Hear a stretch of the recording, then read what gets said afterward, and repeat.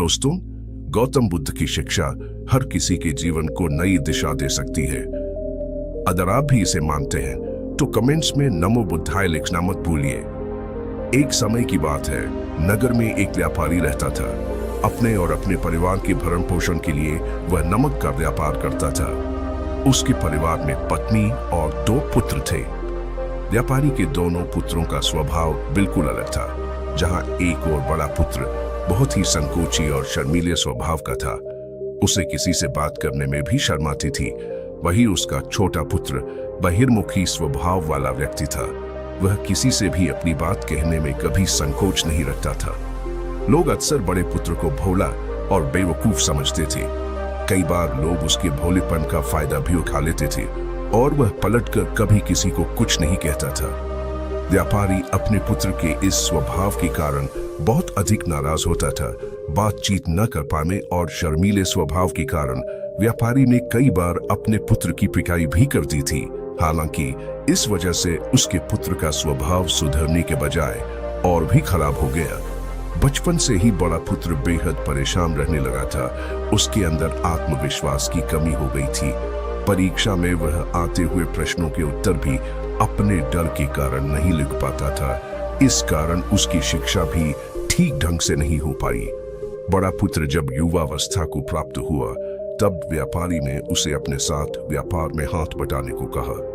अपने पिता से डर के कारण वह व्यापार करने को तैयार हो गया, किंतु वह कई बार ऐसी गलतियां कर देता था जिससे व्यापारी बहुत अधिक नाराज हो जाता था। एक दिन व्यापारी किसी दूसरे काम के कारण शहर गया हुआ था। उस समय उसकी दुकान पर बड़ा पुत्र बैठा हुआ था। तभी कुछ लोग आए और उन्होंने बड़े पुत्र से कहा कि हमें तुम्हारे पिता ने भेजा है। उनका यह संदेश है कि इस समय दुकान में नमक की जितनी बोरियां रखी हुई है वह सब हमें दे दो।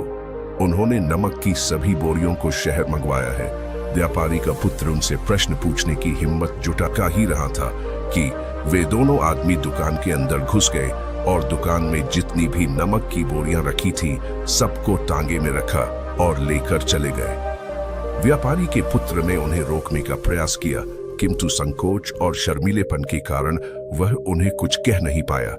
उसने मन ही मन सोचा कि यदि मैं इन्हें नमक ले जाने से रोकूं तो पिताजी मुझ पर नाराज होंगे। कुछ समय बाद जब व्यापारी शहर से वापस आया तो खाली दुकान देखकर उसने अपने पुत्र से प्रश्न किया कि नमक की बोरियां कहां गई? यह दुकान इतना खाली खाली क्यों है? तब बड़े पुत्र ने धीमे स्वर में कहा कि कुछ लोग दुकान पर आए थे और उन्होंने मुझसे कहा कि आपने नमक की बोरियों को शहर मंगवाया है और दुकान में से सारी बोरियों को निकाल कर लेकर चले गए। व्यापारी ने अपना सिर पीट लिया। उसने अपने पुत्र को दुकान से धक्का देते हुए कहा कि तू मूर्ख का मूर्ख ही रह जाएगा। वे लोग तुझे बेवकूफ बनाकर सारा सामान ले गए। तुमने मेरा बहुत भारी नुकसान करवा दिया। यहाँ से दूर भाग जाओ और घर वापस मत आना। यदि तुम वापस आए तो मैं तुम्हें पीट पीट कर सीधा कर दूंगा। व्यापारी का बड़ा पुत्र इस बात से बेहद दुखी हुआ। एक बार फिर उसके शर्मीले स्वभाव के कारण उसके पिता उससे और अधिक नाराज हो गए। साथ ही व्यापार में भी इतना नुकसान हो गया। उस समय नगर के सभी लोग व्यापारी के पुत्र पर हंस रहे थे और उसका मजाक बना रहे थे। उसे बहुत अधिक शर्मिंदगी महसूस हो रही थी। यही वह समय था जब उसने सोच लिया कि अब उसके जीवन में कुछ भी ठीक नहीं हो सकता है। वह सदैव मूर्ख का मूर्ख ही रह जाएगा और इस समाज में रह रहे लोगों के साथ कदम से कदम मिलाकर कभी नहीं चल पाएगा। व्यापारी का पुत्र नगर से बाहर आ गया और एक नदी के किनारे बैठकर खूब रोया। गहरे पानी को देखकर उसके मन में विचार आया कि अब उसके जीवित रहने का कोई फायदा नहीं है। उसने सोच लिया कि आज वह इस नदी में डूबकर अपने आप को समाप्त कर लेगा। असफल जीवन जीने से अच्छा है कि वह स्वयं को समाप्त कर ले। इसने जैसे ही नदी में छलांग लगाई, एक बौद्ध भिक्षु ने उसे बचा लिया और नदी से बाहर निकाल कर ले आए। व्यापारी का पुत्र बौद्ध भिक्षु पर नाराज होने लगा और कहने लगा कि तुमने मुझे क्यों बचाया? मैं इस असफल जीवन को जीना नहीं चाहता। बौद्ध भिक्षु ने उसे समझाया कि जीवन एक ही बार मिला है और यदि तुम जीवित ही नहीं रहोगे तो असफलता को खत्म करके सफल कैसे बनोगे? तब व्यापारी के पुत्र ने कहा कि मेरे जीवन बहुत अधिक समस्याएं हैं यह सभी समस्याएं मेरे संकोची और शर्मीले स्वभाव के कारण हुई है। मैंने अपने पिता का नुकसान करवा दिया। मैं एक अच्छा पुत्र नहीं हूँ। अपने स्वभाव के कारण मैं शिक्षा ग्रहण भी नहीं कर सका। यह सारा संसार मुझे मूर्ख समझता है। क्या किसी मूर्ख को इस संसार में जीने का अधिकार है? तब बौद्ध भिक्षु ने कहा कि तुम्हारे इस प्रश्न का उत्तर तो मेरे गुरु ही देंगे। चलो, मैं तुम्हें मेरे गुरु से मिलवाता हूँ। व्यापारी के पुत्र ने कहा कि वह किसी से बात नहीं करना चाहता। आज वह अपना जीवन समाप्त कर लेगा। किंतु बौद्ध भिक्षु के बार बार समझाने के बाद वह उनके साथ जाने और उनके गुरु से मिलने के लिए तैयार हो गया। बौद्ध भिक्षु व्यापारी के पुत्र को आश्रम की ओर लेकर गए। वहां पर व्यापारी के पुत्र ने देखा कि एक व्यक्ति पेड़ के नीचे ध्यान मग्न बैठे हुए हैं। तभी बौद्ध भिक्षु ने कहा कि यह हमारे गुरु गौतम बुद्ध हैं। दोनों ने गौतम बुद्ध को प्रणाम किया। वह युवक वहीं पर बैठ गया और गौतम बुद्ध को देखकर रोने लगा। गौतम बुद्ध ने उससे उसके रोने का कारण पूछा। तब उसने कहा कि अब आप ही मेरी आखिरी उम्मीद है। यदि आप मेरी समस्या का समाधान नहीं करेंगे तो मेरा यह जीवन समाप्त हो जाएगा। गौतम बुद्ध ने व्यापारी के पुत्र से उसकी समस्या के बारे में पूछा। तब उसने बताया कि किस प्रकार वह बचपन से ही शर्मीले और अंतर्मुखी स्वभाव का है। इस कारण लोग उसी से मूर्ख समझ लेते हैं और उसके पिता भी उससे प्रेम नहीं करते। तब गौतम बुद्ध ने युवक को शांत कराते हुए कहा कि मेरे पास तुम्हारी समस्या का समाधान है। तुम्हारा जीवन बहुत ही आसान हो सकता है। तब युवक ने कहा कि क्या सचमुच ऐसा हो सकता है? आप बहुत ही महान व्यक्तित्व प्रतीत होते हैं। आपके तो कई शिष्य हैं। हे गुरुदेव, मैं भी आपका शिष्य बनना चाहता हूँ। क्या आप मुझे अपने शिष्य के रूप में स्वीकार करेंगे? गौतम बुद्ध ने कहा कि हाँ, अवश्य। युवक ने कहा कि ठीक है गुरुदेव, अब मुझे वह उपाय बताइए जिससे कि मेरा जीवन बदल जाए। गौतम बुद्ध बोले, किंतु उससे पहले तुम्हें मेरे कुछ महत्वपूर्ण कार्य करने होंगे। यदि तुम मेरा यह कार्य करो तब मैं तुम्हें कुछ ऐसे उपाय बताऊंगा जिनके कारण तुम्हारे जीवन में सब कुछ ठीक हो जाएगा और तुम्हारे पिता भी तुमसे प्रसन्न रहेंगे। गौतम बुद्ध ने उस युवक को कहा कि आज से 3 दिन बाद मैं तुम्हें ऐसे उपाय बताऊंगा जिससे तुम्हारा जीवन बदल जाएगा। किंतु 3 दिनों तक तुम्हें मेरे सभी कार्य करने होंगे। मैं जैसा कहूंगा, यदि तुम वह कार्य को करने में सफल रहे तो तीसरे दिन के बाद तुम्हारा जीवन बदल जाएगा। तुम्हारा पहला दिन कल से शुरू होगा। अभी जाओ और आश्रम में ही आराम करो। अगले दिन व्यापारी का पुत्र गौतम बुद्ध के पास पहुंचा और कहा कि हे गुरुदेव, मुझे पहले दिन का कार्य बताइए। तब गौतम बुद्ध ने कहा कि आज तुम्हें 10 अजनबी व्यक्तियों से बातचीत करनी है और उनका हाल जानना है। इसका लेखा जोखा शाम तक लेकर आना।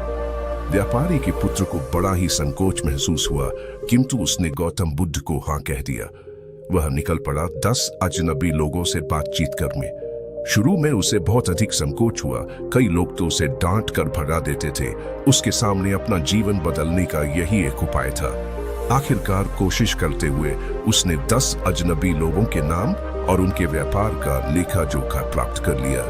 शाम को जब वह गौतम बुद्ध के पास पहुंचा तो प्रसन्नता के साथ उसने गौतम बुद्ध को बताया कि आज का कार्य उसने सही ढंग से पूरा कर लिया है। कुछ लोग तो उसके मित्र भी बन गए हैं। दूसरे दिन फिर वह युवक गौतम बुद्ध के पास पहुंचा। तब गौतम बुद्ध ने कहा कि आज का कार्य है, तुम आश्रम में रह रहे 10 शिष्यों को संबोधित करते हुए उन्हें जल के उपयोग के विषय में पढ़ाओ। गौतम बुद्ध की बात सुनकर व्यापारी का पुत्र हक्का बक्का रह गया। उसने कहा कि आप मुझसे किस प्रकार का कार्य करवा रहे हैं? मैं अपनी शिक्षा ठीक से पूरी नहीं कर पाया हूं। मैं यह कार्य नहीं कर पाऊंगा। तब गौतम बुद्ध ने कहा कि ठीक है, तब मैं तुम्हें उपाय भी नहीं बताऊंगा। व्यापारी के पुत्र ने प्रार्थना करते हुए कहा कि आप जानते हैं मेरी शिक्षा अधूरी है, फिर मैं किस प्रकार बालकों को शिक्षा दे सकता हूँ? गौतम बुद्ध ने मुस्कुराते हुए कहा कि यहाँ सिर्फ मैं जानता हूँ कि तुम्हारी शिक्षा अधूरी है, वे बालक नहीं जानते। तुम रोज अपने जीवन में जल का उपयोग करते हो, यही सब बातें जाकर उन बालकों को बतानी है। आखिरकार व्यापारी के पुत्र के पास कोई रास्ता नहीं बचा। हिम्मत जुटाकर वह उन बालकों के पास पहुंच गया। शुरू में तो उसके हाथ पैर कांप पड़ रहे थे, किंतु आखिरकार उसने जल की विशेषताओं के बारे में बताना प्रारंभ कर दिया। उसने बालकों को जल की 5 विशेषताएं बताई और जल्दी से वहां से भाग आया। गौतम बुद्ध के पास आकर उसने कहा कि बहुत अधिक डर लग रहा था, किंतु मैंने बालकों को जल की 5 विशेषताएं बता दी हैं। गौतम बुद्ध ने कहा कि जो एक बार फिर कोशिश करके आओ। व्यापारी का पुत्र ने एक बार फिर हिम्मत जुटाई और बालकों को जल के विषय में पढ़ाना शुरू किया। इस बार व्यापारी के पुत्र को बिल्कुल डर नहीं लग रहा था। पूरे आत्मविश्वास के साथ बालकों को शिक्षा दी। तब गौतम बुद्ध ने युवक की प्रशंसा करते हुए कहा कि तुम अवश्य ही साहसी हो। गौतम बुद्ध से शाबाशी सुनकर वह युवक बहुत अधिक प्रसन्न हुआ। युवक तीसरे दिन जब गौतम बुद्ध के पास आया तो गौतम बुद्ध ने उससे कहा कि आज का कार्य तुम्हें थोड़ा अजीब लग सकता है, किंतु आज तुम्हें अपने पिता से मिलने जाना है। गौतम बुद्ध की यह बात सुनकर वह युवक बहुत अधिक डर गया। उसने कहा कि नहीं, मैं अपने पिता के सामने नहीं जाऊंगा। गौतम बुद्ध ने कहा कि ठीक है, तब मैं तुम्हें उपाय भी नहीं बताऊंगा। आखिरकार उस युवक को गौतम बुद्ध की बात माननी पड़ी। गौतम बुद्ध ने उसे समझाया कि अपने पिता के पास जाकर उनसे क्षमा मांगना और कहना कि तुम्हें एक और अवसर दे ताकि तुम स्वयं को बुद्धिमान साबित कर सको। उसे युवक ने बड़ी हिम्मत के साथ अपने पिता का सामना किया और उनसे क्षमा मांगी।